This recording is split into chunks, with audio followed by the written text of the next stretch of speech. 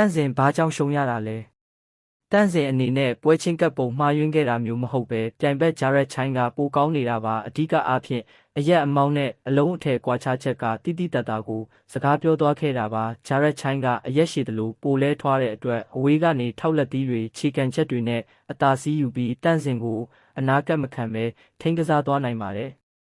ပွဲစကတည်းကဂျာရက်ချိုင်းဟာအမြင့်ကန်ချက်တွေကိုထိမထိတေချအောင်စမ်းကန်နေခဲ့တာပါ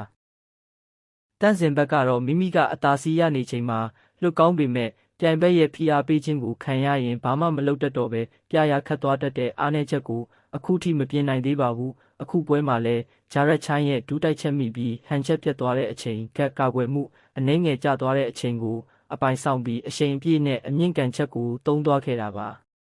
ဒီလိုလဲထိုးခံရတာကတန့်စင်မာကုန်နဲ့လို့မှောက်သွားတာမျိုးမဟုတ်ပါဘူးလူတိုင်းမခံနိုင်တဲ့ချက်ကောင်းကိုထိထိမိမိမိသွားတာကြောင့်ပါခေါင်းကိုအရှိန်ပြည့်နဲ့ကန်လိုက်တဲ့အမြင့်ကန်ချက်ကဘလောက်ပဲမာတဲ့ကစားသမားဖြစ်ပါစေအိပ်ပျော်သွားစေနိုင်ပါတယ်ရုပ်တံထဲမှာတေချာမမြင်ရပေမဲ့တန့်စင်ဘက်ကတုံ့ပြန်မှုအနေနဲ့တစ်ချက်လောက်ပဲထိုးနိုင်ခဲ့သလားလို့ထင်ရပါတယ်ဂျာရက်ချိုင်းကတော့ထောက်လက်သီးတွေဒူးပြန်တွေနဲ့အမြင့်ကန်ချက်တွေကိုတုံးပြီးလှုပ်လို့ရသမျှနီးစနစ်အစုံနဲ့ကစားသွားခဲ့တာပါ